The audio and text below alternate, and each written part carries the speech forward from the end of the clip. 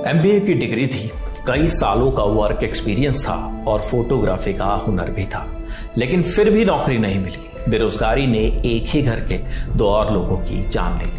ये तस्वीरें उस कपल की हैं जिसकी प्रेम कहानी 11वीं क्लास में शुरू हुई। एक ही क्लास में साथ पढ़ते हुए दोनों के बीच प्यार हुआ, फिर पढ़ाई पूरी कर नौकरी के लिए दोनों मुंबई चले आए। कुछ साल पहले उन्होंने शादी भी कर ली। हाईफाई लाइफस्टाइल थी, दोनों वेल सेटल थे, लेकिन फिर मुंबई में कुछ ऐसा हुआ जिसकी कल्पना इस परिवार ने कभी नहीं की होगी। घटना कहां की है और इस कपल के साथ क्या हुआ, जानेंगे इस वीडियो में। यह घटना है उत्तर प्रदेश के वाराणसी की। 7 जुलाई को एक शख्स के रिश्तेदार उसे ढूंढते हुए सारनाथ थाना क्षेत्र के होम स्टे पहुंचे।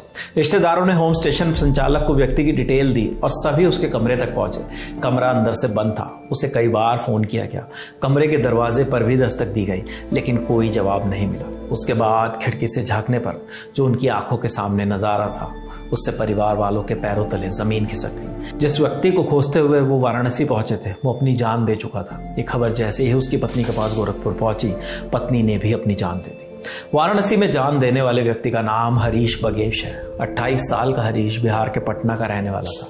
हरीश के इंस्टाग्राम पोस्ट के मुताबिक उसने 2021 में गोरखपुर की रहने वाली संचिता श्रीवास्तव से शादी की थी। दोनों की शादी से परिवार खुश नहीं था, इसलिए हरीश और संचिता शादी के बाद वापस मुंबई चले गए और वहीं फंस गए। दोनों को फोटोग्राफी का शौक था, जिंदगी अच्छी चल रही थी, लेकिन इस बीच संचिता की तबीयत खराब हो गई तो उसके पिता उसे अपने घर गोरखपुर ले आए। संचिता के जाने के बाद हरीश ने भी अपनी बैंक की नौकरी छोड़ दी और पत्नी के घर गोरखपुर आ गए।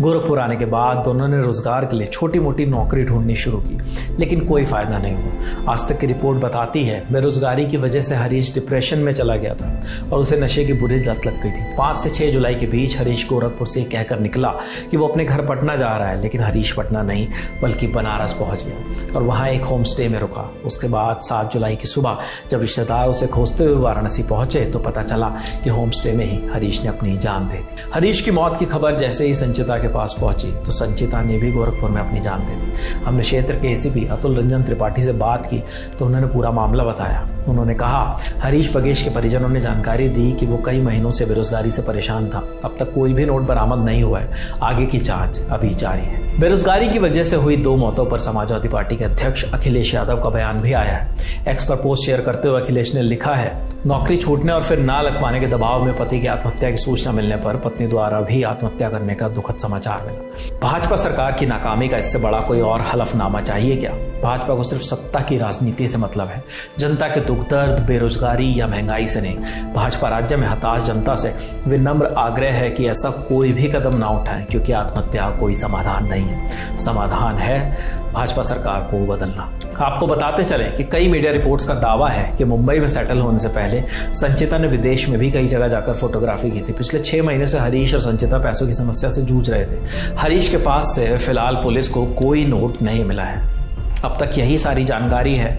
ऐसे मामले लगातार हमारे सामने आते हैं और हम उन्हें आप तक पहुंचाते भी हैं।